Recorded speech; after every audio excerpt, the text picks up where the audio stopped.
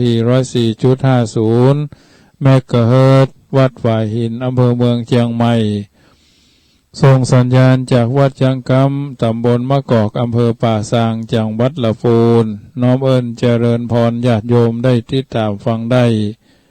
วัดฝายหินเชียงใหม่หรือwww.ฝายหินเบอร์โทรศัพท์ก็ติดต่อประสานงานที่0861875325 0861875325รายการนี้ก็นำเสนอโดยอัตมภาพพระมหาประสิทธมาภินันโทเจ้าอาวาสวัดจังกำตำบลมะกอกอำเภอป่าซางจังหวัดละปูนน้อมเอิญเจริญพรเชิญชวนญาติโยมสาธุชนที่ได้มีโอกาสเปิดเครื่องรับฟังจากคืนนี้น้ำทำคำสอนในรายการนี้สื่อว่าเป็นส่วนหนึ่งที่จะได้เป็นกำลังใจให้ญาติโยมได้มีความสุขกายสบายใจมีพลังแก่งกล้าสามารถที่จะนำปาตนตัวผ่านพ้นวิกฤตโดยมีจิตอันเป็นกุศลหมายความว่ามีสติมีสัมปชัญญะมีสมาธิมีวิริยะมีอุตสาหะข้ามพ้นล่วงพ้นของบดีบางามทั้งหลายญาติโยมท่านผู้ฟังทั้งหลายถึงแม้ว่าเขาจะเป็นคนเก่งคนรวยมีเงินมีทองเป็นร้อยล้านพันล้านก็ตามแต่ถ้าเขามีสุขภาพกายที่อ่อนแอดเป็นหั่นเป็นนี่เป็นพยาธิ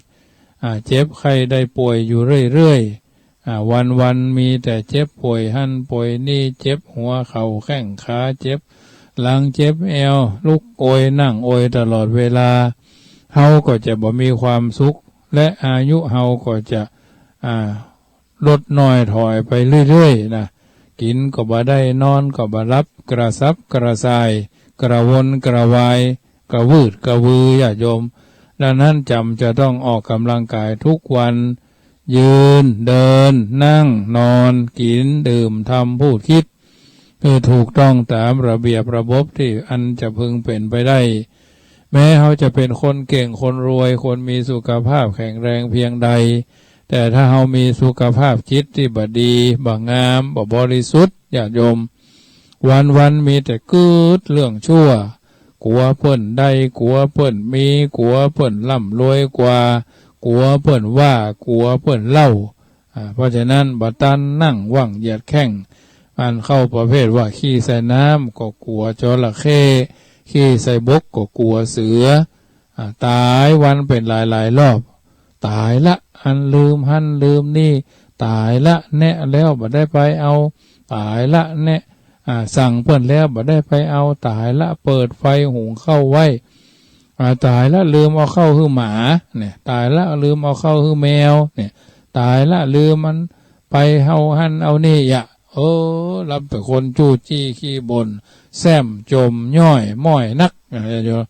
ร้อนรุ่มกุ้มใจมีความเครียดอยู่ตลอดเวลาเนี่ยเขาก็จะบ่มีความสงบสุขนะเขาต้องปลดปลงปลดปล่อยแล้วก็ปล่อยวางเหี่ยพ่องก็จะได้ยืนยาวดังนั้นคุณหรือเฮาท่านทั้งหลายจำเป็นจะต้องฝึกจิตภาวนาเพื่อบ่ฮื้อหลงเพื่อเป็นประจำวันกล่าวโดยสรุปการออกกำลังกายให้มีแรงแข็งแรงแข็งแกร่งแต่ไม่แข็งกระด้างออกกำลังกายออกกำลังใจฝึกฝนปรนปือมีสมาธิมีสติปัญญามีความสามารถหูเต้าเอาไว้กันหูตันเอาไว้แก้เนี่ยญาติโยมก็จะพึงทำเมื่อเขาท่านทั้งหลายเป็นคนมี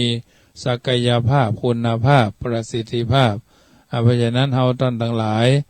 เฮาได้ปฏิบัติธรรมได้รับการปฏิบัติธรรมฝึกหัดปฏิบัติธรรมนั้นเพราะฉะนั้นเฮาก็จะได้บุญกุศลติดตัวไปถึงวันนี้และวันหน้าชาตินี้และก็ชาติหน้าจะทำให้เฮาท่านทั้งหลายบ่มีความยากจนว่าจะเป็นความยากจนแบบชั่วคราวซ้ำซากก็ตามจะทำให้เฮาท่านมีสุขภาพกายสุขภาพจิตที่ดีอยู่เสมอจะทำให้เฮาท่านทั้งหลายบ่เจ็บไข้ได้ป่วย เอานั่งสมาธิฝึกฝนตนตัวอยู่ตลอดเวลาอันเนี้ยญาติโยมท่านผู้ฟังทั้งหลายในฐานะที่เป็นพระเจ้าประสงค์ก็น้อมเอิญเจริญพรเนื้อท่านทั้งหลายได้มีความแข็งแกร่งแกร่งกล้าในการที่จะฟันฝ่าข้ามอุปสรรคต่างหลายสุภาษิตหรือคำสอนที่กล่าวไว้ดีๆมีให้เฮาไว้ศึกษามากมายมีทั้งนักปราชญ์ผู้กล่าวรวมกัลยาณมิตรเป็นผู้ฮือ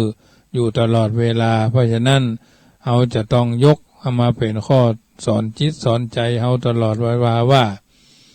ปัจจัยที่จะทำให้เกิดความสำเร็จในการทำงานนั้นมีมากมายหลายอย่างเพราะฉะนั้นถ้าเฮาท่านทั้งหลายทำในสิ่งสำคัญว่า1เฮามีความคิดในการในทางที่ดีมีความสุจริตโปร่งใสในทุกเรื่องที่ทำ2เฮามีเป้าหมายที่ดีมีความชัดเจนในการที่จะทำงานนั้นๆ3เฮามีเงินทุนที่ดีอย่างน้อยก็ระดับหนึ่งที่พอสมควร4เฮามี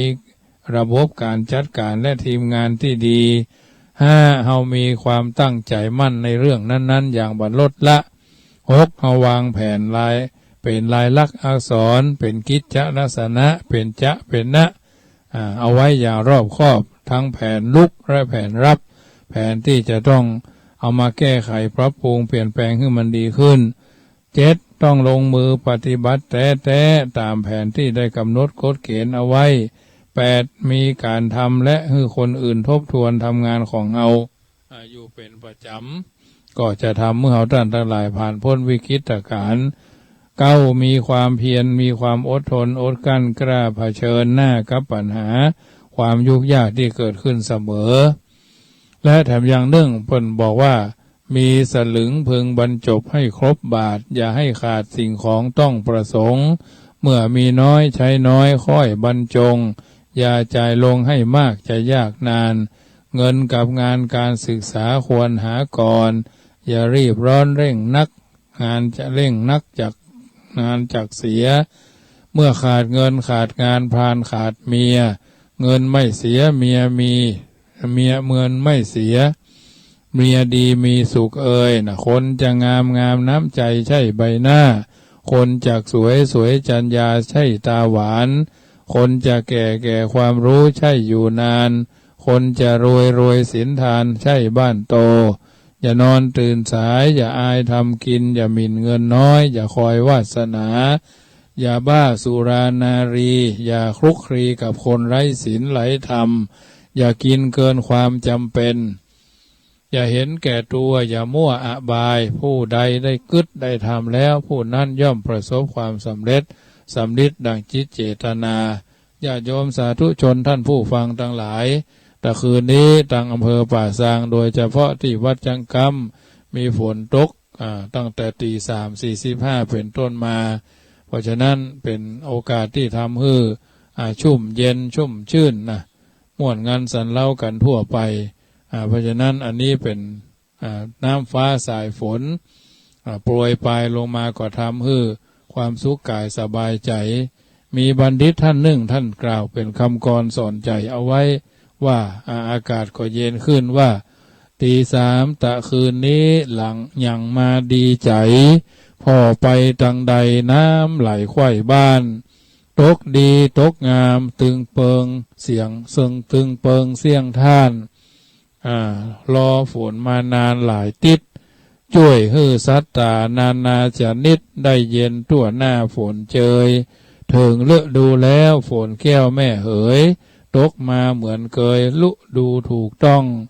ที่รอกันมาฝนฟ้าคัดข้องตรองกองไตรตรองกันเตอะความจื้นบ่มีต้นไม้บ่เยอะมักเยอะแรงได้เนินนายเพราะว่าต้นไม้ถูกตัดเสียหายคนมักสบายทำลายมดเสียงกว่าฝนจักมาฟ้าห้องรั่นเปรี้ยงนั่งแปงคอเอียงเดือดร้อนวันนี้ใจดีใจฝนตกซ้ำซ้อนนำน้ำมาไหลค่อนสู่คลอง พืชพักผลไม้ปูป่าในหนองหันน้ำไหลนองดีใจบ่น้อยดีใจบ่น้อยอันนี้ขออนุโมทนาครับเจ้าของบทกลอน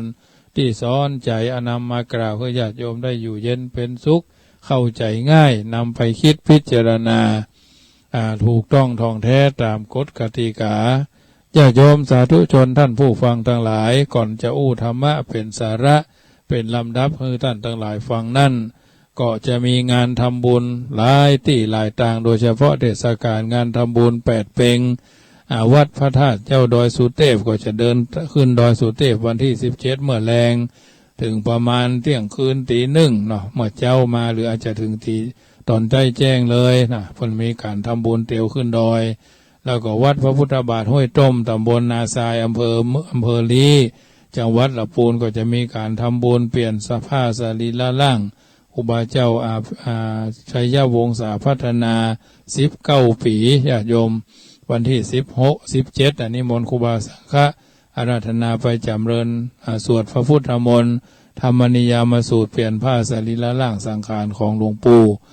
วันที่17นะวันที่18ของงานทำบุญส่งน้ำพระธาตุเชียงพระธาตุดอยสุเทพพระธาตุเจ้าลำพูนจากวัดลำพูนก็มีการแห่น้ำทิพย์น้ำทิพย์พระราชทานน้ำส่งพระราชทานไปส่งน้ำพระธาตุเจ้าหริพูนชัยอำเภอป่าซางก็คณะสงฆ์ตำบลมะกอกตำบลนครเจดีย์เขต 1เขต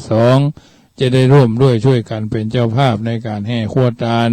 แห่ขบวนน้ำทิพย์อาศัยผู้ใหญ่บ้านกำนันตำบลสอปตสทสวในเขตนั้นไปช่วยกันเดินขบวนกันประมาณ50 กว่าท่านในขบวนน้ำทิพย์ตมาภาพก็จะได้ไปเป็นประชาสัมพันธ์โฆษกวาทีอุจาปาศัยอธิบายให้เข้าใจแนะนำสิ่งที่พึงควรจะนำไปเป็นข้อเตือนจิตสกิจใจขบวนน้ำทิพย์ของอำเภอป่าซางเพราะอำเภอป่าซางนั้นโชคดีกว่าเพิ่นน้อยนึงเป็นวัดอำเภอที่มีพระอารามหลวงมีพระบรมรอยพระพุทธบาทพระบรมสารีริกธาตุที่เป็นที่ไหว้ที่สาที่สักการะภูจาเนาะปีนี้สมเด็จพระนิธิถาเทพรัตนราชสุดาเพิ่นก็มาถวายน้ำสงฆ์พระราชทานวันที่16เนาะวันที่26เนาะ22ถึง26นี่ก็งานวัดพระบาทตากผ้าญาติโยมก็ไปรวมกันวัดพระพุทธวัดพระธาตุหริพูนชัยก็18เนาะ18ตั้งแต่13ถึง18ก็จัดกันมาหลายวันหลายคืนแล้วมีหลายพิธีการก็ไปพอกันเนอะคณะสงฆ์อำเภอป่าซางก็ที่วัดอำเภอป่าซางก็วัดคณะสงฆ์ตำบลมะกอกและคณะสงฆ์ตำบลนครเจดีย์เขต 1เขต 2แกจะได้ร่วมกันเป็นเจ้าภาพจัดขบวนโคตานไปร่วมอันนี้ก็เป็นกิจกรรมที่ทำกันมาต่อเนื่องอยู่ตลอดเวลาอยู่แล้วเพราะฉะนั้นทั้งนี้ทั้งนั้นเขาก็ร่วมด้วยช่วยกันแล้วก็วันที่18วัดพระธาตุดอยน้อยก็ส่งน้ำพระธาตุพระบรมสารีริกธาตุเหมือนกันเนาะวันที่18วันที่19ก็จะไปร่วมทำบุญอายุวัฒนมงคล6 รอบ72 ปีในท่านพระครูปฏิภาณธรรมทินสมพลหรือตู้ลุงศิษย์วัดพระธาตุจอมพ่ออำเภอเวียงป่าเป้ามหาเถระผู้ทรงศีลสุตาธิคุณของอำเภอขบวนก็จะมีงานมีอายุวัฒนมงคลครบ6 รอบ72 ปี12/6เป็น72ก่อนน้อมเอิญเจริญพรญาติโยมไปเนอะถ้ามีความใคร่ชิดสนิทสนมกันข่าวสารงานบุญของวัดจังกำก็มีอยู่ญาติโยมวันที่30 มิถุนาก่อนถึงวันที่30เนาะวันที่3 มิถุนาจะเดินทางไปอาราธนาน้ำทิพย์จากดอยขมอเวลาตี 4ออกวัดไปถึงก็ตี 5เดินขึ้นเลยนะวันที่11 กรกฎาคมมิถุนาก็จะมีงานส่งน้ำพระธาตุเจดีย์อาทิบุรพาจารย์จัดมาเป็นปีที่12-13แล้วเป็นการแสดงความเคารพนับถือกตัญญูกตเวทีตาในท่านพระครูเจ้าปวนครูบาเจ้าปวนญาณวีโรพ่อหนานบุญปันเสนพามุนตลอดจนท่านพระครูสิรินันทคุณครูบาเจ้าศรีนวลสิรินันโทอินทนันโทอดีตเจ้าวาดวัดจังกำอดีตเจ้าคณะตำบลที่ปรึกษา อันนี้ก็มีโอกาสก็มาร่วมกันได้เนอะสังฆทานชุดละ300 21ชุดเดี๋ยวน้ำเอิญเจริญพรเนอะจะมีการทำบุญถวายต้นเงินโดยนะหลังคาละ200 บาทขึ้นไปร่วมด้วยช่วยกันในการสร้างสรรค์พัฒนาสาระปัจจัยอันเป็นปัยราภอันเป็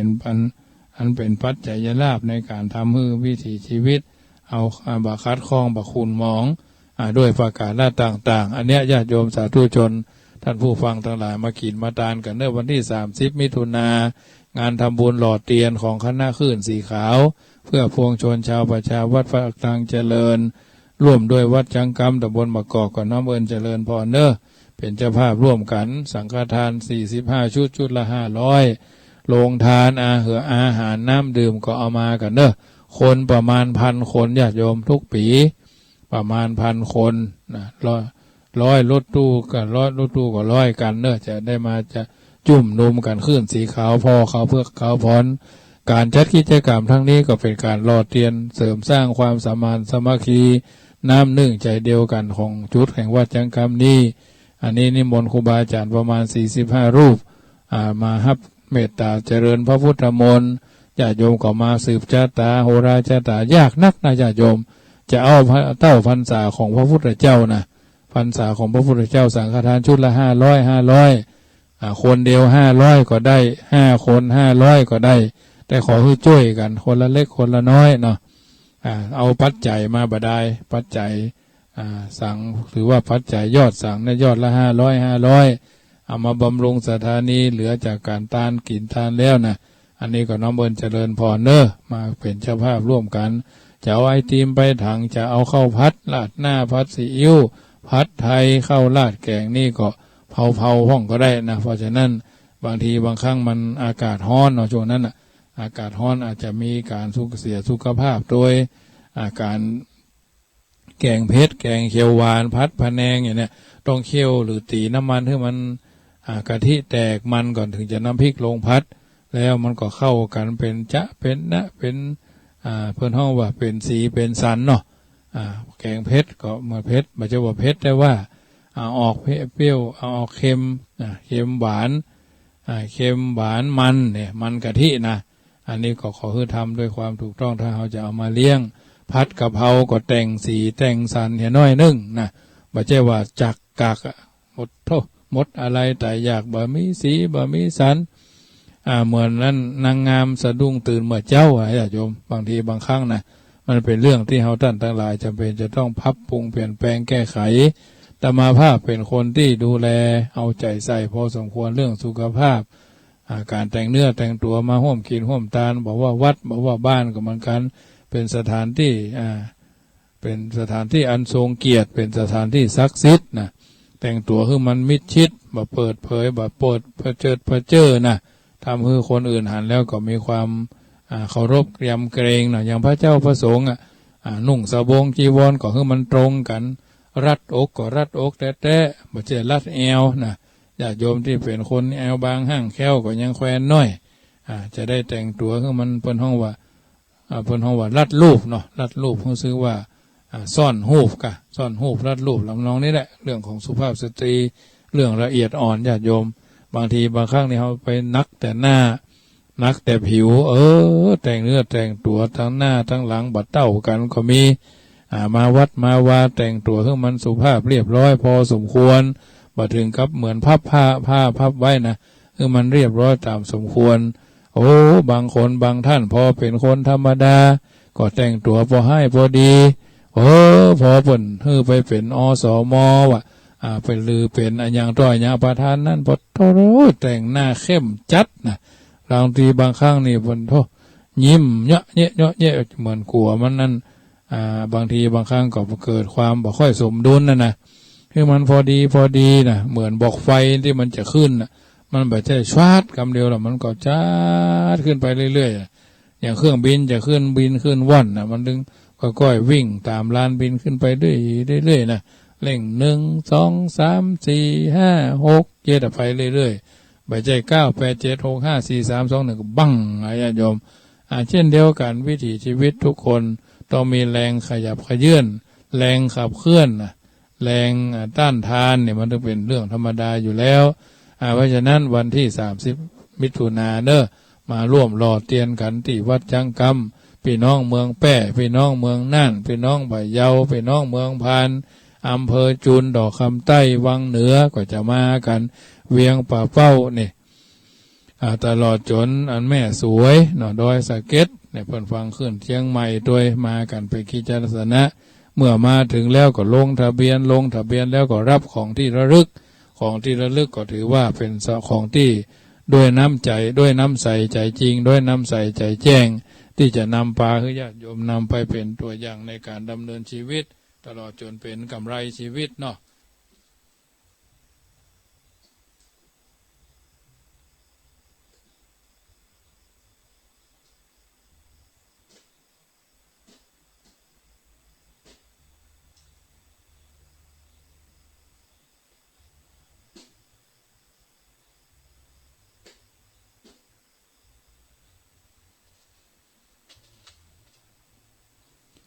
สุมาภัยและญาติโยมนะเสียงมันขาดหายไป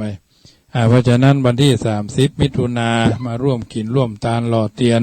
เป็นเจ้าภาพหล่อเตียนมาสืบชะตาต่างวัดจังกำก็มีไม้สืบชะตาคือท่านได้ดูได้สัมภาษณ์ว่าไม้สืบชะตานั่นเป็นไม้กำไม้คูนไม้หนุนไม้โจกเนาะตลอดจนมาใส่บาตรพระเจ้า108มีแห่งเดียวในอำเภอป่าซางในพระเจ้าอุ้มบาตร108 องค์เนาะ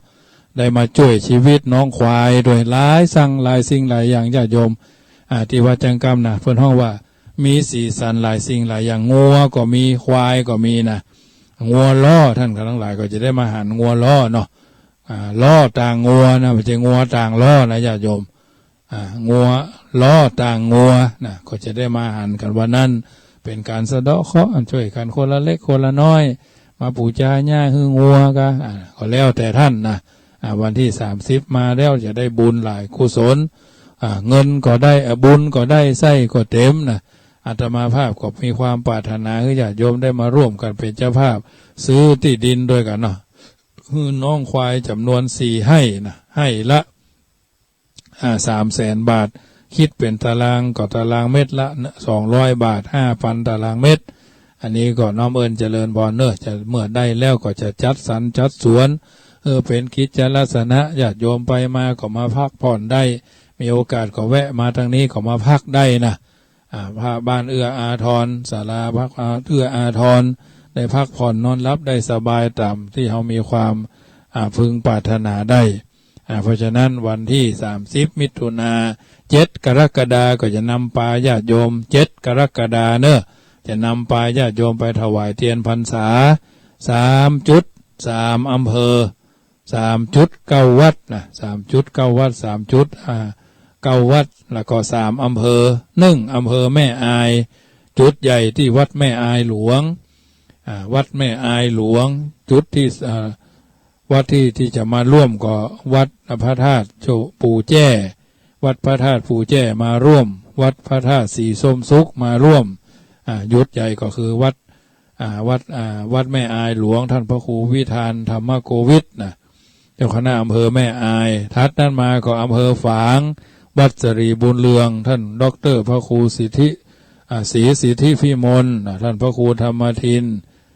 เจ้าวาดวัดพระบาทอุดมม่อนปีนวัดสรีบุญเรืองแล้วก็วัดสันต้นเปาที่จุดที่วัดสรีบุญเรืองอำเภอฝางจุดที่3 อำเภอชัยปราการนะวัดป่าไม้แดงวัดปงตำแล้วก็แถมวัดหนึ่งอยู่ในเครือข่ายของการที่ก่อสร้างห้างแปลงก็ได้นะวัดป่าไม้แดงวัดกินข้าวงายแม่อายกินข้าวตอนเมืองฝางกินข้าวแรงชัยปราการแล้วก็เดินทางกลับได้นะอันนี้ก็เป็นกิจกรรมที่วัดจังกำในนามของขึ้นเผยแผ่ธรรมเพื่อพระพุทธศาสนาก็ประกาศประชาสัมพันธ์ให้ญาติโยมได้ร่วมกินร่วมทานเนอะวันที่30 มิถุนาหล่อเตียน7 กรกฎาทำบุญถวายเตียนพรรษาณอำเภอแม่อายอำเภอฝางอำเภอชัยปราการ31 สิงหาคมงานทำบุญอายุวัฒนมงคล55 ปีตนตัวธรรมาภาพที่เผยแผ่ธรรมะคำสอนในทางพระพุทธศาสนาจะขึ้นหลายขึ้นเพราะฉะนั้นรายการเสียงธรรมนำสุข เสียงก็ดีเสียงธรรมก่อนรับตาก็ดีเสียงธรรมะในชีวิตประจำวันก็ดีอู้จาภาษาบ้านเฮาภาคธรรมะก็ดีอันนี้เป็นกิจกรรมที่ทำต่อเนื่องเสียงธรรมก่อนรับตาส่วนอำเภอดอยหล่อก็วันศุกร์เสาร์วันศุกร์นะต่อไปสิ้นเดือนนี้ก็คืนวันอังคารก็จะอาจจะได้ขยับเวลาเพราะจะจัดรายการที่วัดพระธาตุดอยน้อยโดยลิงสัญญาณซึ่งกันและกันอันนี้เป็นกิจกรรมที่เราได้ทำร่วมกันมาอยู่โดยตลอดอยู่แล้วท่านี้ท่านั้นก็ถือว่าร่วมด้วยช่วยกันเพราะฉะนั้นอันก่อนที่จะอู้ธรรมะสาระเป็นลำดับนั้นก็ขออนุโมทนากับครอบครัวสารพี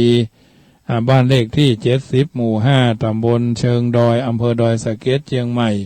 อันประกอบด้วยนายอุดมนางขจรนสรัตนาพรนสณวรัตสารพีพร้อมด้วยพ่อชูพงศ์พิชยะพินโยและโมนายภูวนัยขัตติยะร่วมสมทบซื้อที่ดินจำนวน5 ตารางเมตรคิดเป็นปัจจัย 1,000 บาท250เราก็ได้รับไว้แล้วสมทบทุนหล่อเทียนพรรษา30มิถุนาแถม200 บาท 1,200 บาทได้รับไว้เมื่อวันที่12นะญาติโยมอันนี้ก็ขออนุโมทนากับทุกคนทุกท่านที่ได้ร่วมด้วยช่วยกันส่วนเจ้าภาพเจ้าศรัทธา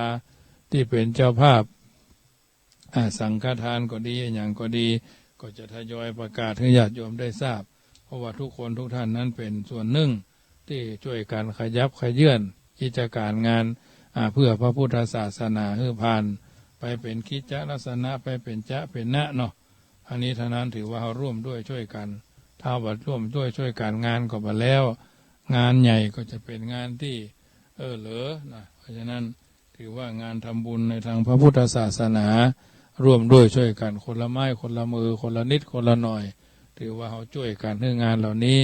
ผ่านพ้นวิกฤตไปด้วยดี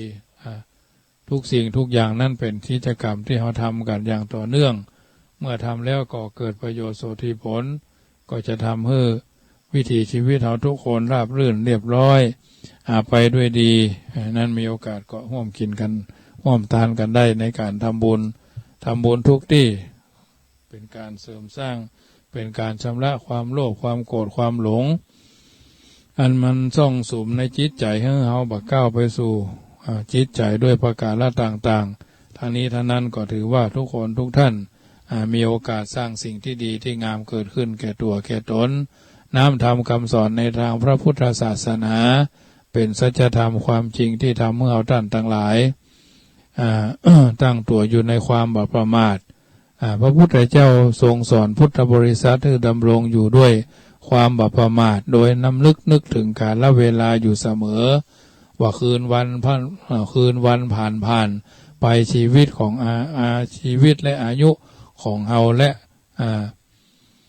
ชีวิตและอายุของเฮาทั้งหลายก็ย่อมเสื่อมสิ้นไปด้วยจะรีบจะได้รีบขวนขวายประกอบแต่คุณงามความดี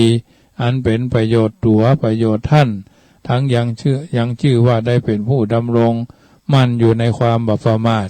ความประมาทก็คือความปราศจากสติคือการปล่อยนะสติอย่างที่ห้องกันว่าความเผลอเช่นทำพูดคิดจะอันอย่างลงไปโดยบ่มีสติเข้าไปกำกับว่าเฮากำลังทำเฮากำลังเฮากำลังคิดเรื่องนี้เรื่องนั้นอยู่แต่กลับทำกับกับคิดไปตามอารมณ์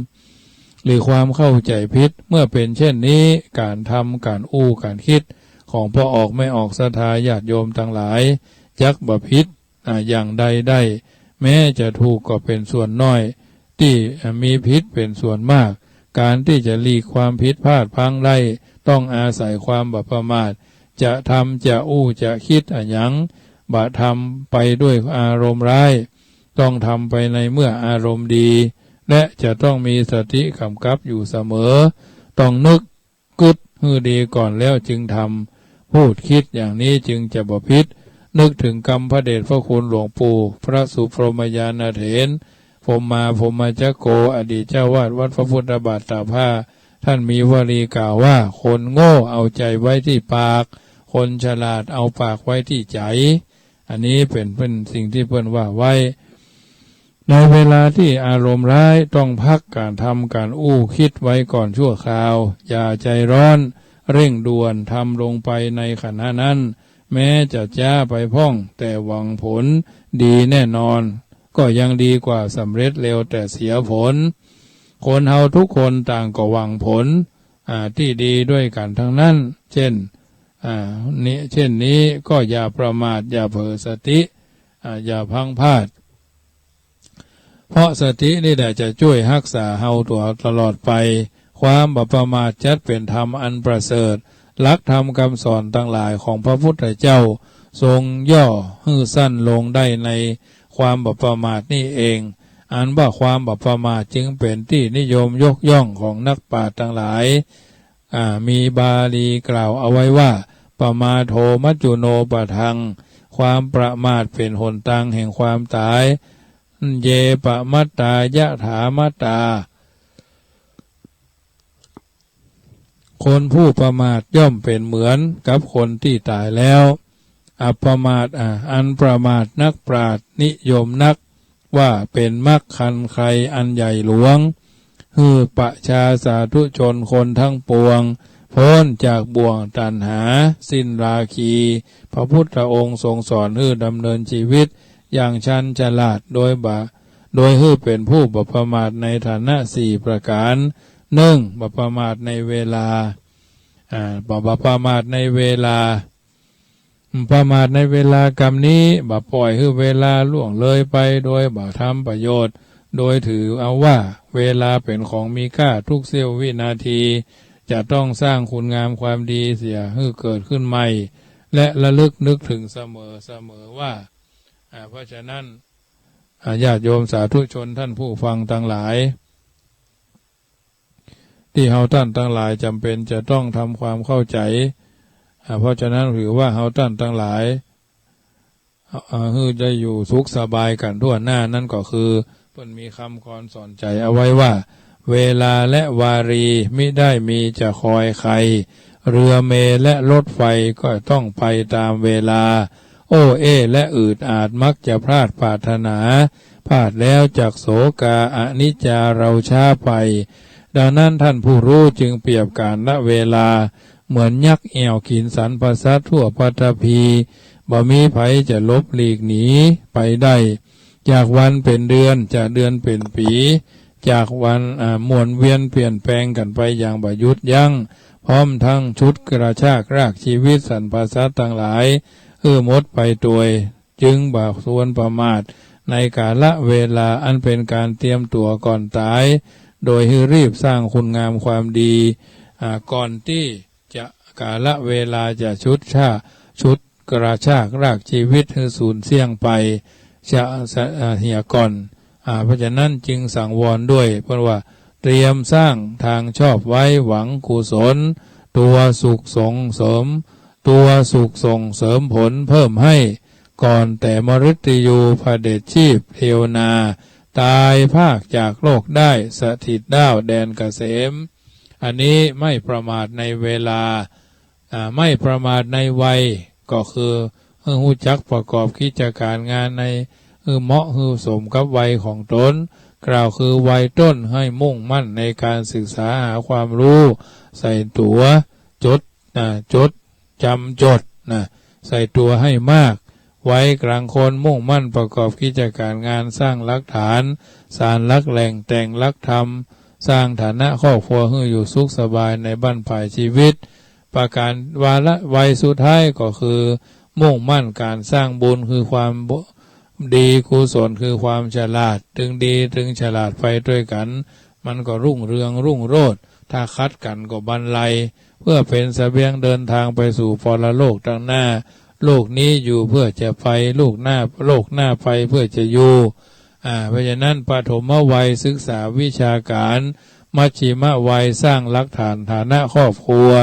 ปัจฉิมวัยเตรียมตัวเพื่อลาโลกนี้อยู่เพื่อไปโลกหน้าไปเพื่ออยู่เพราะฉะนั้นเพิ่นจึงบอกว่าปางน้อยสำเนียกรู้เรียนคุณครั้นใหญ่ย่อมหาทุนทรัพย์ไว้เมื่อกลางแก่แสวงบุญชอบทำชอบยามง่อมทำใดได้แต่ล้วนอนิจจัง การที่พระพุทธเจ้าทรงสอนพุทธบริษัทบ่ฮื้อประมาทในวัยนั้นก็เพื่อจะฮื้อฮู้ถึงความจริงชีวิตว่าเราต้องแก่ด้วยเราต้องแก่เราต้องแก่ต้องตายเมื่อจะได้บ่ประมาทในวัยว่าตนเองยังหนุ่มยังสาวความแก่ความตายยังมาถึงเตื้อมันไปหาคนเฒ่าผู้เนี่ยก่อนบ่ใจยังมีเวลาแถมเมินก็บ่ใจนะแอวดีกว่าสนุกดีกว่าส่วนเสเฮฮาดีกว่าปล่อยแก่ปล่อยหนุ่มดีกว่านะเพราะฉะนั้นบางทีก็ไปสร้างรังแห่งโลกบางคนบางท่านก็อยู่บ้านแต่งเนื้อแต่งตัวระเมียดระไมระมุนระม่อมเรียบร้อยนะพอไปเข้าหมู่เข้าฝูงอันที่บ่เคยโชว์ก็โชว์อันที่บ่เคยเปิดก็เปิดอันที่บ่เคยเผยก็เผยล่าตามล่าก็ดื่มหั่นดื่มนี่เลยพอดีญาติโยมสาธุชนทั้งหลายเพราะฉะนั้นเฮาท่านทั้งหลายต้องมีความสำรวมระวังนะเพราะฉะนั้นเนี่ยคือไม่ประมาทในวัยหนุ่มก็ตายได้นักเท่าก็ตายได้หลายเหมือนกันญาติโยมเพราะฉะนั้นประการที่สามความบ่ประมาทในการงานความไม่ประมาทในการงานนะการงานเฮานี่แหละญาติโยมสาธุชนทั้งหลายการงานก็คือรู้จักประกอบอาชีพที่เฮามีอยู่แล้วก็ดีสืบต่อสืบเนื่องกันไปมันสม่ำเสมอนะหลักแหล่งสำหรับเลี้ยงชีพของตนโดยปฏิบัติตามหลักการดำเนินชีวิตคือขยันหามีความขยันหมั่นเพียรบ่ขี้ค้านมุ่งมั่นการศึกษาเล่าเรียนวัยหนุ่มวัยน้อยซ้อหาวิชาความรู้เพียรหาทรัพย์สินเลี้ยงชีวิตสร้างชีวิตที่มีหลักฐานทำงานตามที่กำหนดไว้บ่ฮื้อข้างบ่พัดวันประกันพรุ่งคนฮักงานถืองานเป็นชีวิตถือชีวิตเป็นงานมุ่งมั่นทำงานสู้ยากก่อนเพื่อง่ายในภายหลังฝ่าทุกข์ไปสู่สุขข้างหน้ากล้าต่อสู้กับอุปสรรคนานาต่างหลายประการที่สองรักษาดีคือรักษาทรัพย์สมบัติที่หามาได้ด้วยความขยันหมั่นเพียรบ่ฮื้อสูญหายไปรู้จักรักษาหน้าที่การงานของตนให้คงอยู่และเจริญก้าวหน้าต่อไปประการที่สามมีกัลยาณมิตรคบเพื่อนดีก็เป็นสีแก่ตัวคบเพื่อนชั่วก็มัวหมองลาคีนะคบเพื่อนดีเป็นสีแก่ตัวคบเพื่อนชั่วมัวหมองราคีนะรู้จักเลือกลบแต่คนดีเพราะการคบเพื่อนนี้เป็นสิ่งสำคัญในชีวิตเพื่อนดีมีหนึ่งถึงจะน้อยดีกว่าร้อยน้ำเค็มเต็มทะเลเนี่ยหรือดีกว่าร้อยเพื่อนคิดลิษยานะมีเม็ดน้อยมีความเค็มนิดหน่อยด้อยราคาดีกว่ามากกว่าน้ำเค็มเต็มทะเลมีค่ากว่าน้ำเค็มเต็มทะเลนะหากคบคนเช่นใดก็เป็นคนเช่นนั้นจะนักจะน้อยจะก่อนจะหลังเอาต้องพินิจพิจารณาให้ถูกต้องท่องแท้สมเหตุสมผลนะคบคนดีเป็นสีแก่ตัวคบคนชั่วพาตัวเศร้าหมองจึงควรเลือกคบแต่เพื่อนที่ดีงามเหมาะสมนะในหน้าที่การงานและชีวิตมีความเจริญรุ่งเรืองก้าวหน้าเลี้ยงชีวิตพอเหมาะพอสมควรพอเหมาะพอสมคือเลี้ยงชีพของตนตามสมควรแก่กำลังทรัพย์ที่หามาได้รู้จักประหยัดอดออมเป็นอยู่อย่างเรียบง่ายใช้จ่ายแต่พอเหมาะพอดีเมื่อต้องการสิ่งใดควรคำนึงถึงทรัพย์ตน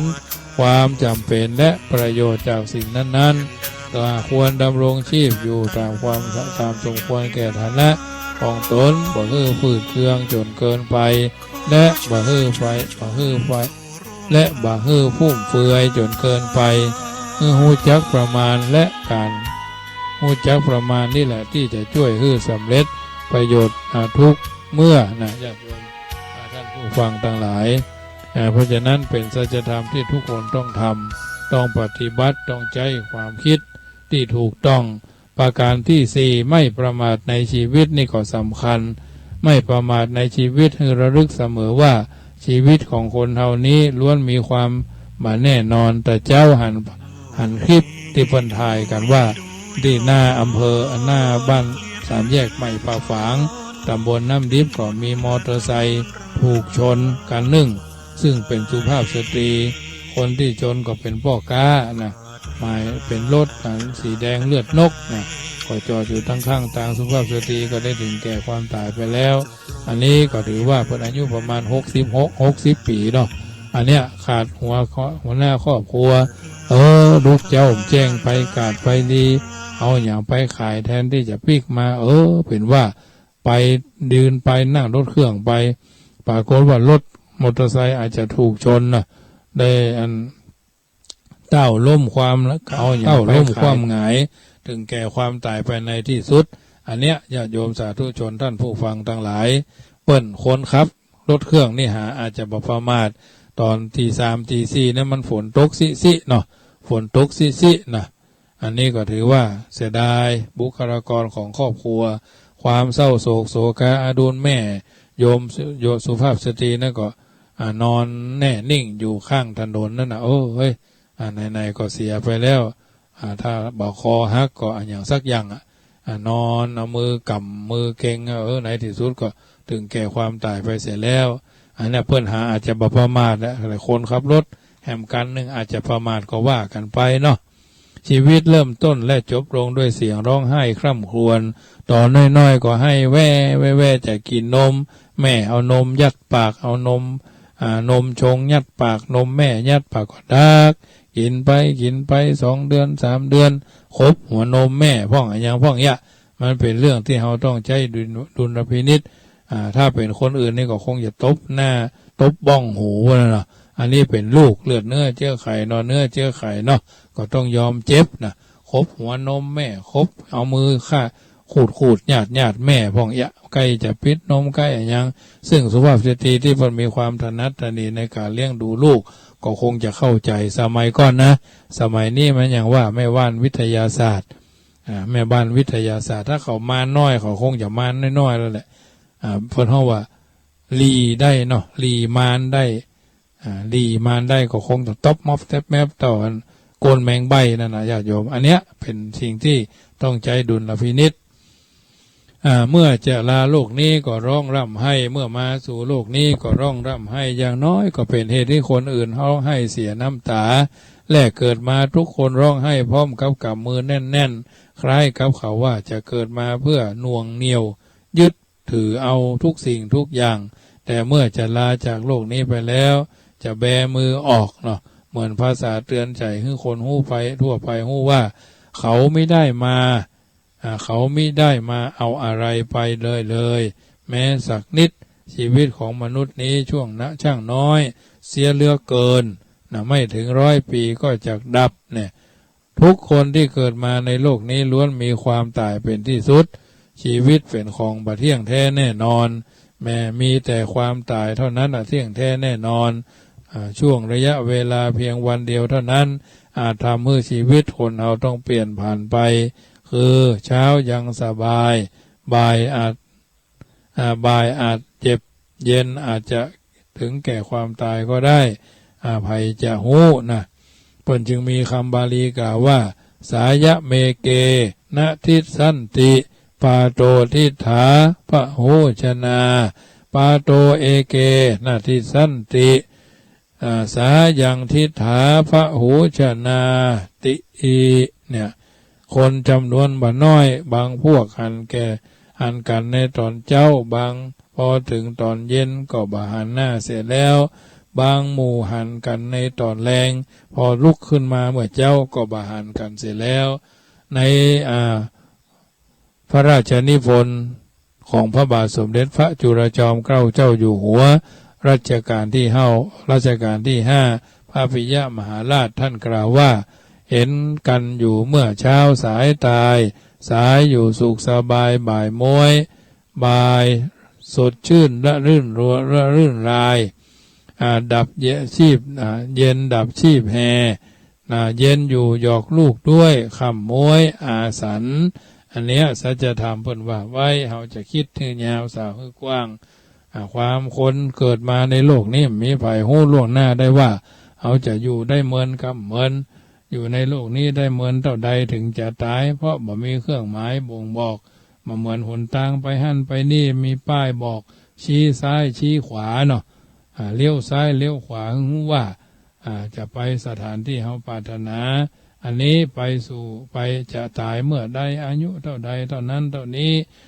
แต่เพียงว่าเฮาจะต้องตายแน่นอนต่างกันเพียงแต่ว่าก่อนกับว่าหลังเท่านั้นเองวันเกิดของเฮามีเพียงคนละ1 วันวันตายของคนเฮามีละหลายๆวันวันใดก็ได้จันทร์การพุธพัดศุกร์เสาร์ศุกร์เสาร์ติดจันทร์การก็แล้วแต่เนาะอันเนี้ยทางพุทธศาสนาได้กล่าวถึงเรื่องคนเฮาบ่สามารถที่จะได้รู้ในฐานะที่จะมีชีวิตอยู่ว่าบ่ฮู้ว่าเฮาจะมีอายุยืนยาวเท่าใด2เมื่อบ่ฮู้จะตายด้วยโรคอะหยัง3บ่ฮู้ว่าเฮาจะตายเวลาใด4เฮาบ่ฮู้ว่าจะตายตรงไหนถนนหนทางกะโรงพยาบาลโรงหมอบ้านหลังใหญ่หลังงามกะบนเตียงลุ่มเตียงเพิ่นพอเพลบ้านลึกแล้วจะตายก็บ่ตายบ่ฮู้เอาลูกคงยามาแล้วหมอเพิ่นว่าเอาไปดูแลใจใส่ใกล้ชิดมากกว่าหน่อยนึงเนี่ยกินน้ำนักอาหารนักเนี่ยจะได้มีร่างกายมีพลังเนี่ยเพิ่นว่าไว้อย่างนี้อันนี้ถือว่าเป็นเรื่องที่ทุกคนจะต้องใช้ดุลพินิจวิจารณญาณคือผ่านไปเป็นทอดเนาะดังนั้นท่านจึงสอนบ่ฮื้อประมาทโดยฮื้อระลึกนึกถึงหลักคำสอนที่ว่าเอามีความแก่เป็นธรรมดาจะล่วงพ้นความแก่ไปบ่ได้เอามีความเจ็บเป็นธรรมดาบ่ล่วงพ้นความเจ็บไปได้เอามีความตายเป็นธรรมดาบ่ล่วงพ้นความตายไปได้การที่ทรงเตือนให้ชีวิตนึกถึงความเป็นจริงของชีวิตเช่นนี้โดยมีจุดมุ่งหมายเพื่อบรรลุความเมาเพื่อบรรเทาความมัวเมาในวัยความเมาในความไร้โลกและความเมาในชีวิต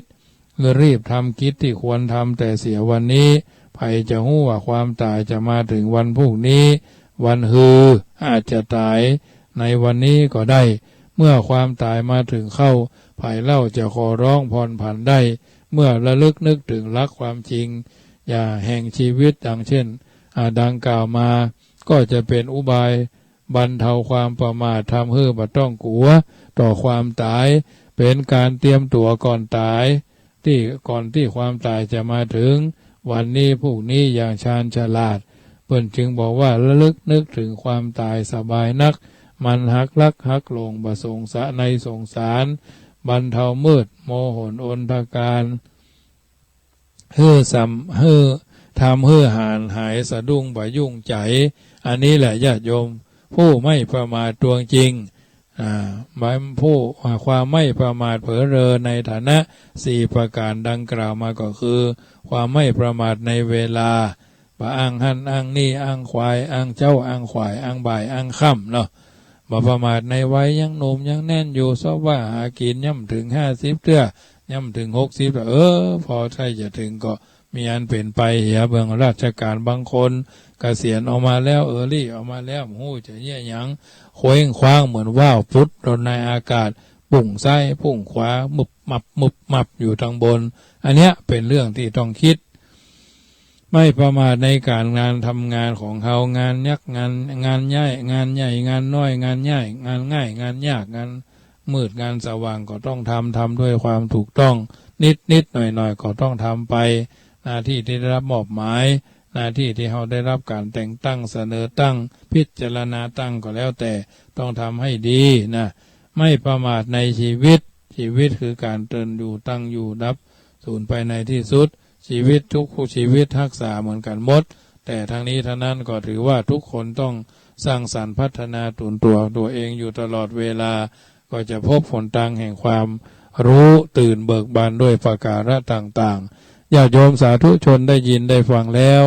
ฟังรายการนี้อยู่ทางใดจุดไหนม่งใดก็สามารถโทรศัพท์เข้ามาทักทายได้เนอะค่ำคืนนี้เรื่องความบัประมาทในการดำเนินชีวิตเป็นการพัฒนาทรัพยากรมนุษย์ยกระดับจิตให้หมู่เฮาเหล่าเจ้าข้าก้าวไปสู่จุดประสงค์และเป้าหมายที่ปรารถนาเอาไว้การพัฒนาทรัพยากรมนุษย์ต้องพัฒนาให้ดี5ประการที่จะเป็นบุคคลพัฒนาจึงจะเป็นบุคคลพัฒนาเป็นบุคคลที่มีคุณภาพที่แท้จริงคือความรู้2ความสามารถ3ความคิด4ความประพฤติ จิตใจใฝ่คุณธรรมนะคนที่จะเป็นผู้นำในด้านศาสนาว่าเราต้องมีความรู้ดีสามารถดีคิดดีประพฤติดีและมีใจดีมีใฝ่คุณธรรมคุณธรรมของนักพัฒนาเพื่อว่าพัฒนาตัวเองและพัฒนาคนอื่นต้องพัฒนาต้องพัฒนาคุณธรรม14ประการโดยการถึงจะพิจารณาให้สมควรว่าความขยัน18ประการก็มีขยันเป็นข้อต้นซื่อสัตย์เสียสละมีวินัยเมตตาความสามัคคีการทำบุญเป็นนิจสัตตะที่ถึงความตายบ่ประมาทขยันถึงความขยันหมายได้แก่ขยันเรียนขยันทำงานขยันทำความดี2ฉลาดได้แก่มีปัญญามีปฏิภาณไหวพริบรู้ทันเหตุการณ์ฉลาดทำงานซื่อสัตย์ได้แก่ซื่อสัตยะในสิ่งที่ดีและเป็นประโยชน์ซื่อสัตย์ต่อตัวเก่าต่อผู้อื่นต่อหน้าที่การงานและความดี4เสียสละได้แก่เสียสละเพื่อคนอื่นเพื่อเสียสละประโยชน์ส่วนตัวให้แก่บุคคลรอบข้างที่มีการเสียสละมีน้ำใสใจจริงต่อกันบดีใจในที่บดีในใจตาของคนอื่นประการที่5มีวินัยได้แก่การได้แก่ศีลได้แก่มีศีลมีศึกษาและก็มีศีลมีวินัยมีศึกษาเคารพกฎหมายอยู่ในระเบียบแบบแผนและเหมาะกับเป็นวัฒนธรรมท้องถิ่น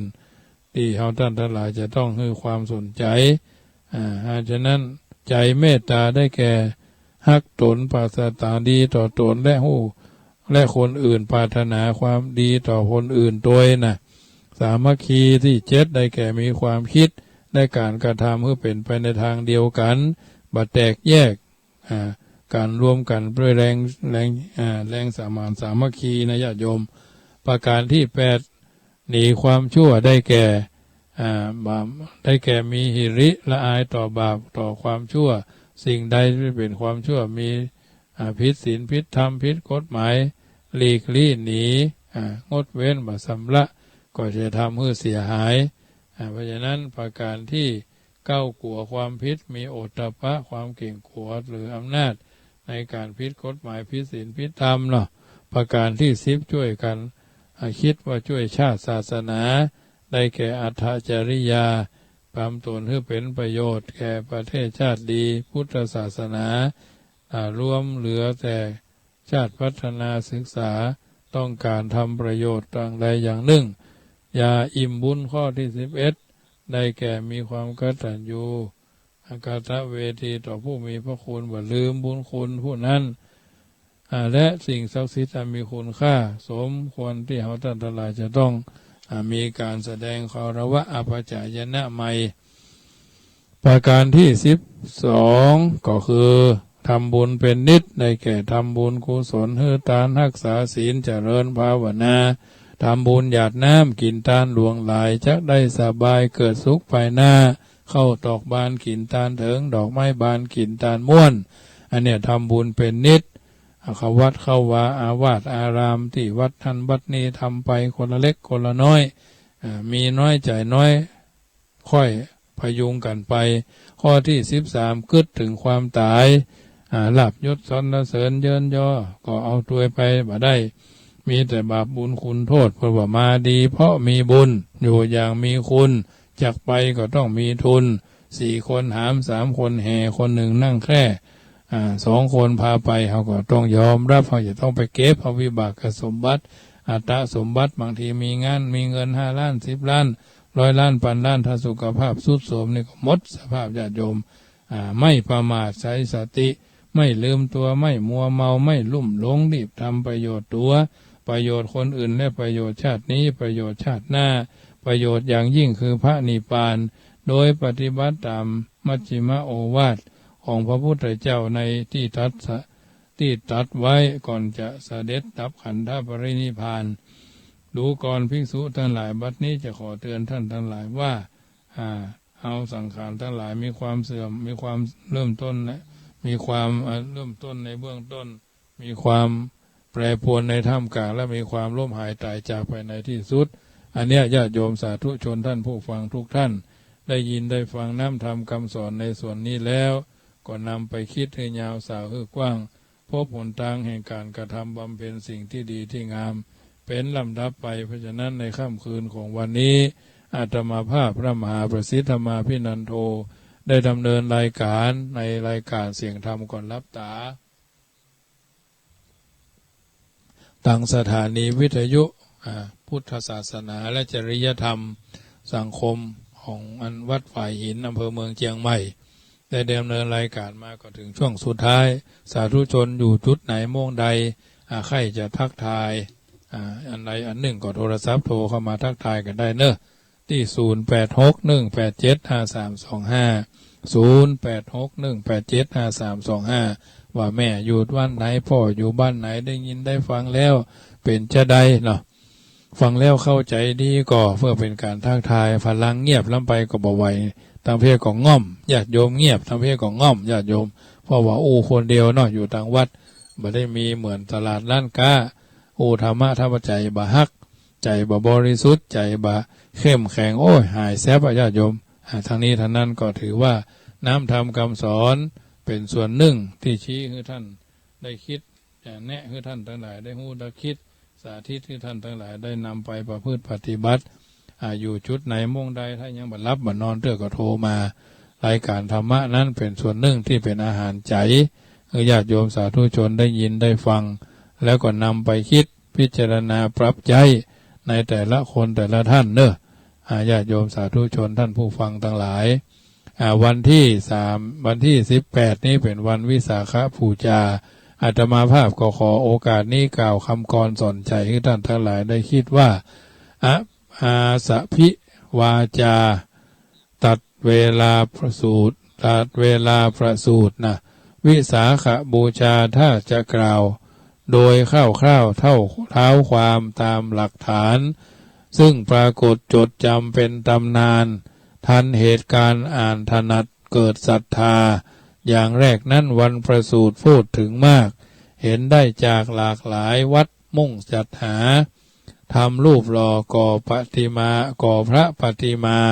ภาพบูชาเวลาเกิดผู้เลิศคุณพระพุทธเจ้าน้อยคอยตามเหตุผู้เรืองเดชวิเศษล้ำนำเกื้อหนุนคนนับถือเรื่องลือนามงามระมุนทรงการุณบุญเต็มเปี่ยมเยี่ยมกว่าใครเมื่ออุบัติจัดว่าโลกโชคดียิ่ง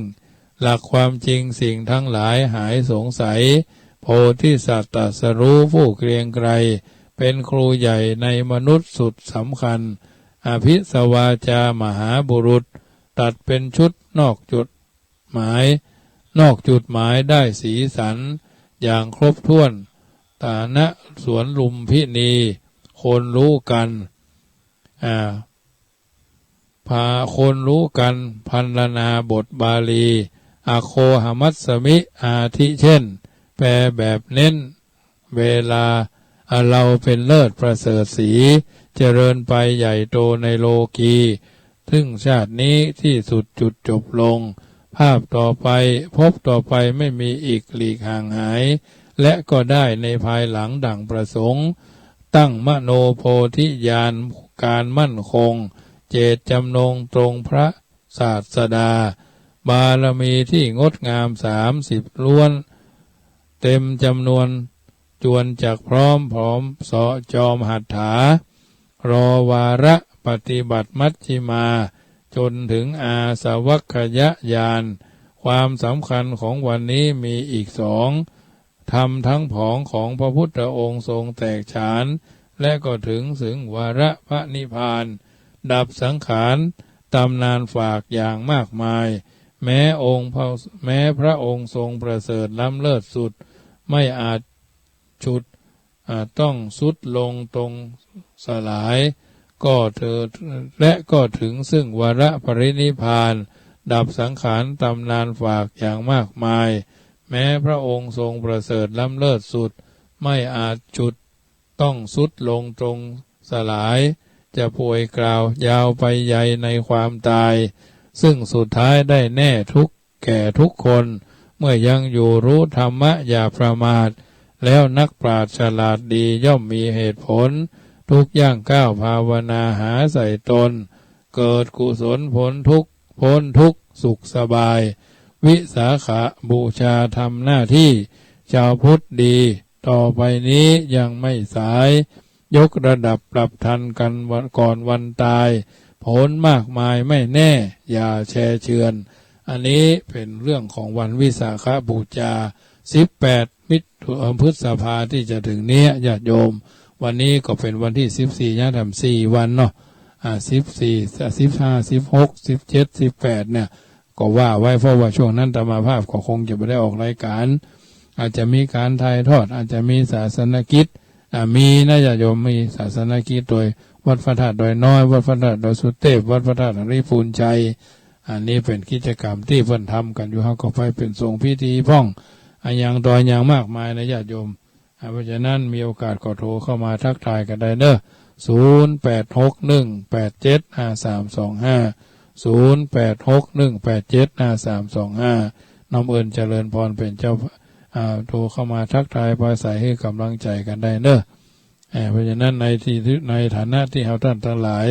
เป็นชาวพุทธได้เกิดมาเป็นชาวพุทธมาพบพระพุทธศาสนาทำตัวทำตนให้มีคุณมีค่ารักษาภาระธุระหน้าที่ของตนให้ดีทำวันนี้ให้ดีบ่ต้องรอจนฟ้าจักสดใสห่วงและกำลังใจพัฒนาตนตัวไปก้าวไปสู่ผลสำเร็จเหมือนกันทุกคนทุกท่านเพราะฉะนั้นถือว่าทุกคนได้ทำหน้าที่ ของตัวของตนให้ดีโดยตลอดมาเปิ่นว่าแม้ทะเลกว้างใหญ่ยังมีขอบความทุกข์แม้หนักหนาก็มีที่สิ้นสุดอย่าตัดสินใจใครเพราะคำพูดและคำนินทาเจริญปอนโทรจากไหนนี่6232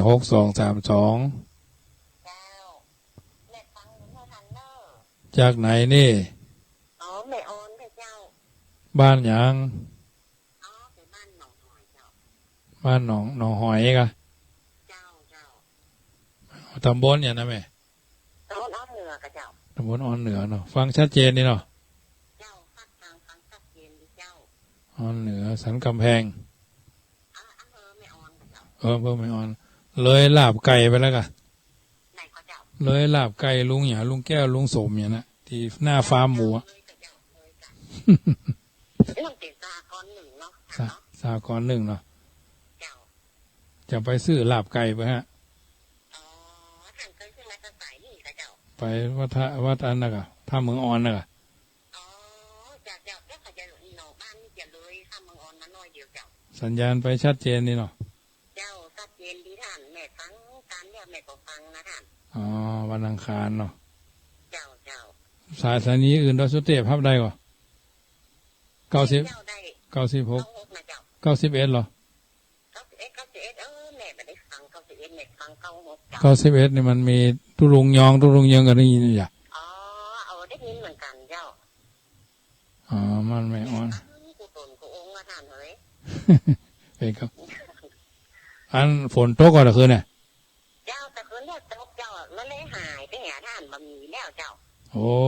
คืนก่อนเหรอคืนก่อนบะหมี่เจ้ามีคืนเลี้ยวคืนติดเลี้ยวมานี่เจ้า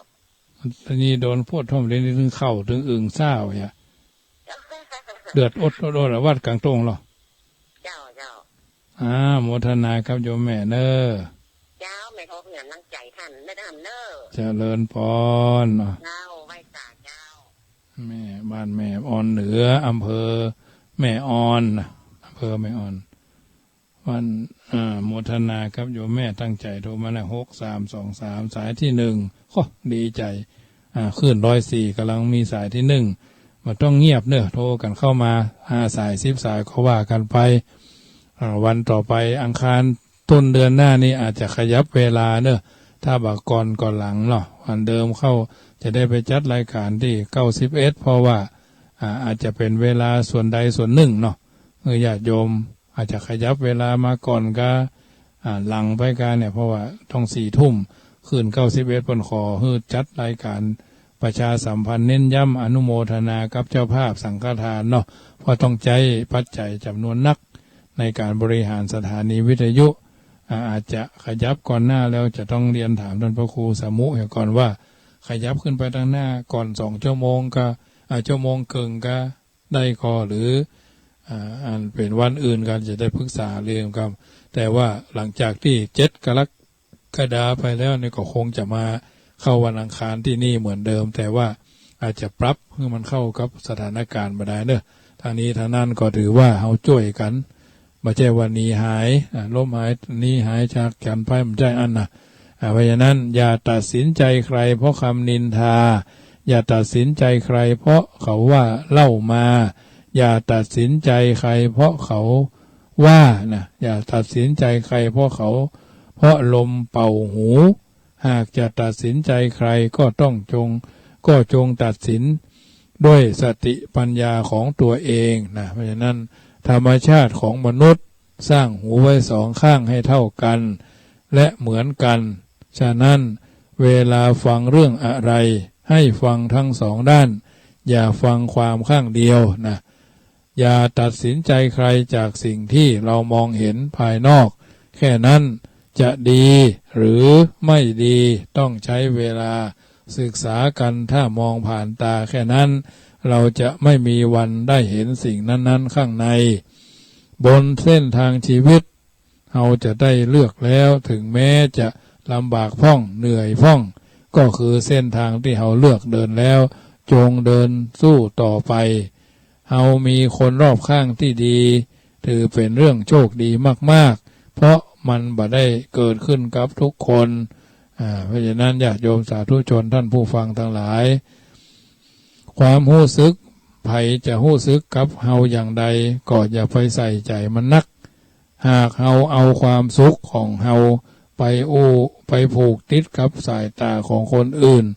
ชีวิตนี้ชีวิตเฮาจึงบ่มีความสุขเพราะฉะนั้นเข้าใจนะอย่างถ้าถือไว้เมินแล้วมันก็ยากที่จะวางแต่ถ้าพยายามที่จะวางเลยมันก็จะยิ่งทุกข์เข้าไปกฎพื้นฐานของการอยู่ร่วมกันทิ้งคำว่าทิฏฐิและศักดิ์ศรีและจำไว้ว่าบนโลกใบนี้ไม่มีใครจะสมบูรณ์ได้ทุกเรื่องขอให้ทุกวันเป็นวันที่ดีของชีวิตขอให้สิ่งศักดิ์สิทธิ์ปกครองคุ้มครองรักษาและขอให้มีความสุขทั้งที่นั่งที่นอนที่ยืนที่เตียวที่เกี้ยวที่กินทั้งรับทั้งรับตาทั้งพร้อมทั้งรับตาตื่นขึ้นมาพบกับชีวิตที่ดีๆกันต่อไปสาธุชนคนดีทั้งหลายได้ยินได้ฟังน้ำธรรมคำสอนในทางพระพุทธศาสนาในรายการเสียงธรรมก่อนรับตาทางสถานีวิทยุพุทธธรรมและจริยธรรมของจังหวัดเชียงใหม่วัดฝ่ายหินได้ยินได้ฟังทุกคืนครูบาอาจารย์ทุกรูปทุกตนที่ได้ตั้งใจมาสาธยายสาธสังวาสสาธยายก็ขอให้ทำตัวทำตนเอาเข้าใจในเรื่องต่างๆเหล่านี้คือเข้าใจแล้วก็นำไปไตร่ตรองวินิจวิเคราะห์ให้ถูกต้องท่องแท้ทุกสิ่งทุกอย่างเอาท่านทั้งหลายเป็นชาวพุทธต้องสำนึกเสมอว่าพระพุทธศาสนาเป็นสมบัติของบรรพชนช่วยกันอนุรักษ์รักษาไว้ข้อที่1ข้อที่2ต้องสำนึกว่าตัวเฮาเองเป็นผู้มีบุญที่ได้เกิดมาพบพระพุทธศาสนา3ตัวเฮาต้องสำนึกว่าเป็นคนหนึ่งในหุ้นส่วนของพุทธบริษัท4ต้องสำนึกว่าตัวเฮาต้องปฏิบัติตามคำสอนของพระบรมศาสดาอย่างน้อยๆก็ละชั่วทำดีทำจิตใจให้ใสๆก็พอแล้วประการที่5ต้องสำนึกว่าเฮาท่านทั้งหลายเป็นผู้สืบต่ออายุพระพุทธศาสนาเอาพุทธศาสนาให้คนรุ่นหลังได้เข้าใจนำไปรุ่นต่อรุ่นกันเรื่อยๆประการที่6ต้องสำนึกว่าเฮาต้องเฝ้าระวังบ่ให้ไผมาทำลายพระพุทธศาสนาประการที่7ต้องสำนึกว่าต้องเผยแผ่อาตมาภาพเนี่ยต้องเผยแผ่พระพุทธศาสนาให้ขยายวงกว้างต่อเนื่องโดยไม่เดือดร้อนตัวเอง โดยไม่เดือดร้อนคนอื่นและโดยไม่เดือดร้อนเคหสถานบ้านช่องห้องหออันนี้ก็ถือว่าเอาท่านทั้งหลายเข้าวัดมีความสำคัญต่อเราอย่างใดหนึ่งเป็นพุทธสถานธนาคารบุญของชาวพุทธสองเป็นพุทธสถานบำเพ็ญบุญกุศลชำระล้างความโลภความโกรธความหลงประการที่สามวัดเป็นพุทธสถานสำคัญสำหรับผู้ใจบุญหวานบุญในนาที่ดีประการที่สี่เป็นพุทธสถานที่ชำระล้างจิตใจของแต่ละคนที่เศร้าเหงาหงอยเศร้าหมองหื้อใสหื้อสะอาดประการสุดท้ายประการที่ห้าวัดเป็นพุทธสถานที่ปฏิบัติกายวาจาจิตใจให้เกิดกำไรแห่งชีวิตอันเนี้ยหน้าที่พุทธบริษัทต้องเข้าใจในธุระภาระหน้าที่ของตัวของตนเกิดเป็นสิริมงคลแก่ตัวแก่ตนเอาท่านทั้งหลายเจริญพร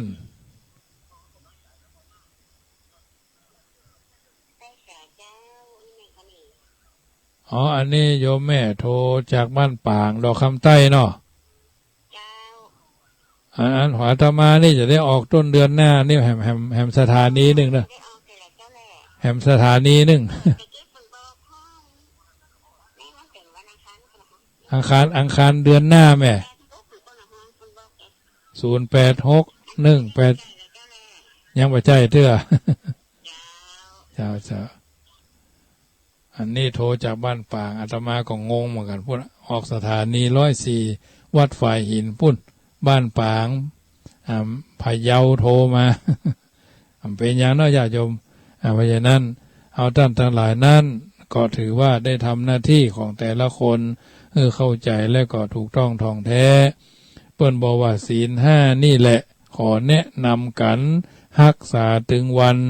สุขสันต์บ่เศร้าเคารพคบยำศีลธรรมพระพุทธเจ้าตั้งใจฮับเอานอบนบ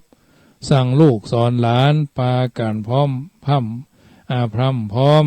มีใจอบอ้อมอารีมีศีลธรรมไว้จักได้สุขีสังคมจักดีเพราะมีศีล5เพราะมีศีล5อันนี้สัจธรรมคำสอนในทางพระพุทธศาสนา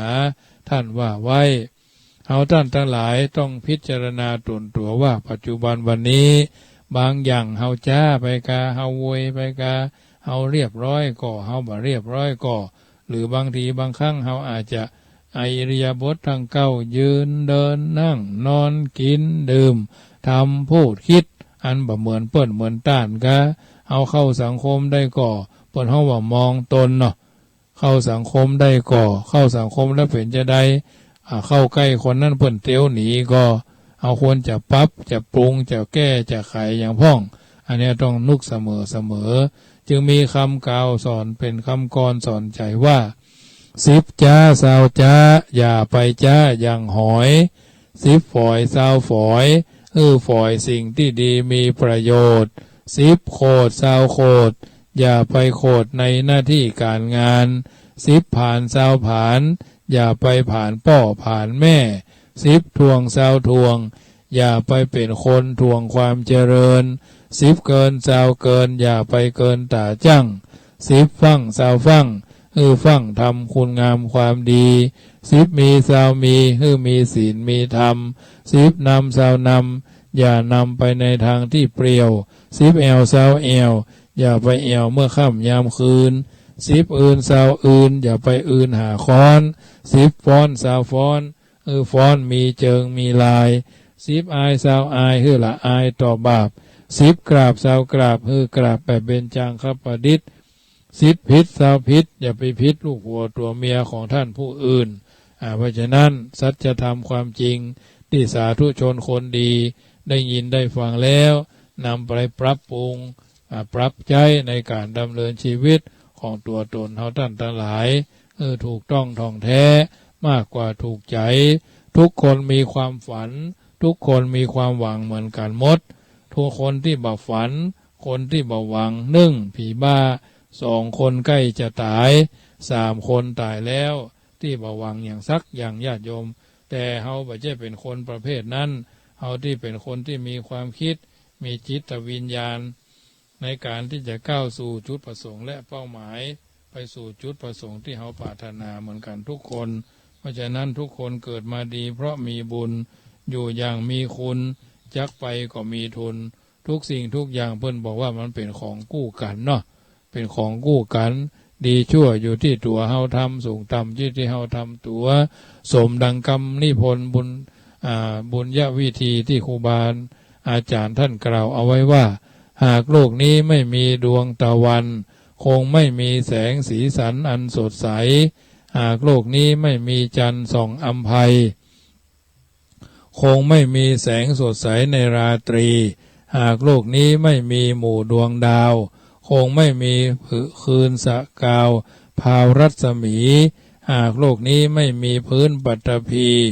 คงไม่มีที่อาศัยพักกายกันหากโลกนี้ไม่มีแม่และพ่อคงไม่มีลูกก่อเกิดหน่อสมรหากโลกนี้ไม่มีแม่พร่ำบอนคงไม่มีผู้คอยสอนให้ลูกดีหากโลกนี้ไม่มีครูผู้สอนสั่งคงไม่มีคนชี้ทางสว่างสีหากโลกนี้ไม่มีมิตรไมตรีคงไม่มีความสามัคคีในหมู่ชนหากโลกนี้ไม่มีความอกหักคงไม่มีคนช้ำรักทั่วแห่งหนหากโลกนี้ไม่มีความสุขล้นคงไม่มีผู้คนชื่นชีวันหากโลกนี้ไม่มีความสมหวังคงไม่มีคนพร้อมพรั่งดังที่ฝันหากโลกนี้ไม่มีความผูกพันคงไม่มีกันและกันฉันและเธอญาติโยมสาธุชนท่านผู้ฟังทั้งหลายได้ยินได้ฟังน้ำธรรมคำสอนแล้วเอาไปคิดปรับปรุงเปลี่ยนแปลงแก้ไขตัวตนเป็นคนที่ถูกต้องมากกว่าถูกใจบัณฑิตนักปราชญ์เป็นว่าคนดีชอบแก้ไขคนจันไรชอบแก้ตัวคนดีเมื่อถลำทำพังผิดชอบพินิจหาเหตุผลที่ตนเผลอแก้ปัญหาโดยแยบคายไม่เผลอเรอไขจนเจอแล้วปรับแก้ไม่แช่เชือนคนจันไรแม้รู้ตนเป็นคนผิดชอบเพ่งพิษโทษใครๆใจเชื่อเฉือนแก้ตัวจนโทษเบาบางลบรางเรือนตัวเองเหมือนไม่เคยทำซึ่งเรื่องต่ำทรามอันเนี้ยสัจธรรมความจริงเมื่อญาติโยมสาธุชนนำไปคิดให้ยาวสาวคือกว้างพบผลทางแห่งความสร้างสรรค์พัฒนาแล้วตัวตนเฮาท่านทั้งหลายก็จะดำเนินชีวิตด้วยความถูกต้องท่องแท้ค่ำคืนของวันนี้ก่อนจะรับก็ไหว้พระนุธรรมให้เรียบร้อยนึกถึงพระพุทธนึกถึงพระธรรมนึกถึงพระสงฆ์นึกถึงคุณงามความดีที่เราได้กระทำบำเพ็ญกันมาเพราะเราท่านทั้งหลายได้เป็นชาวพุทธมาพบพระพุทธศาสนาทำตัวทำตนให้มีคุณมีค่าสมคุณสมค่าที่เราท่านทั้งหลายเป็นพุทธศาสนิกชนมีพระพุทธเจ้าเป็นผู้นำมีพระสัทธรรมเป็นแผนที่มีพระอริยสงฆ์เป็นผู้ชี้ตัวเฮาคือแหล่งแห่งการทำดีและก่อที่ทำชั่วเป็นลำดับไปท้ายที่สุดนี้ธรรมภาพขอราธนาเอาคุณพระศรีรัตนตรัยพระพุทธเจ้าพระธรรมพระสงฆ์พ่อแม่ครูบาอาจารย์มาพิบาลประทานพรให้ท่านทั้งหลายอยู่เย็นเป็นสุขอายุมั่นขวัญยืนทุกคนทุกท่านดังคำกล่าวสอนใจว่าพุทโธบังซ้ายธัมโมบังขวาสังโฆบังกายาอะระหังบังเกสาอะระหังพุทโธนะโมพุทธายะก่อนท่านนอนหลับไปในคืนนี้ขอจงตั้งดวงฤดีไว้ให้มั่นนึกถึงกุศลผลความดีที่ผูกพันแล้วจิตตั้งมั่นแน่วแน่แล้วแผ่ไปเมตตาทั่วไปให้คนอื่นทั้งรักชื่นเกียรติชังแต่ครั้งไหนขอให้เขาได้ดีมีสุขใจอย่าหวั่นไหวแม้อามิตรที่คิดชังแล้วใจเราจักสบายคลายเร่าร้อนเพราะจิตผ่อนความเครียดแต่หนหลังอนีกาสุขีอัตตานังพ้นทุกขังก็เพราะจิตคิดดีรายการเสียงธรรมก่อนรับตาในค่ำคืนของวันอังคารนี้ตมาภาพพระมหาประสิทธมาภินันโทได้ดำเนินรายการมาก็พอสมควรแก่เวลาค่ำคืนนี้รับเป็นสุขกันทั่วหน้า ตื่นขึ้นมาก็พบกับความสำเร็จที่เฮาท่านทั้งหลายได้กระทำบำเพ็ญกันมาท้ายที่สุดนี้มีกุศลเจตนาศรัทธาความเชื่อประสาทะความเลื่อมใสใครกินใครทานใครทำบุญกับวัดจังกรรมก็โทรศัพท์เข้าหาได้เมื่อจบรายการ0861875325 ท้ายที่สุดนี้ขอเจริญพรอนุโมทนา